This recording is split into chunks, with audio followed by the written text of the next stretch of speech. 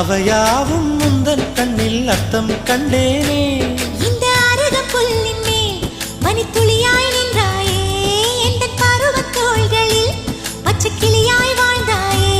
என்னை துளசி செடியாய் சுற்றி வந்தாயோ, கண்ணால் பார்த்து பார்த்து வெற்றி கண்டாய்.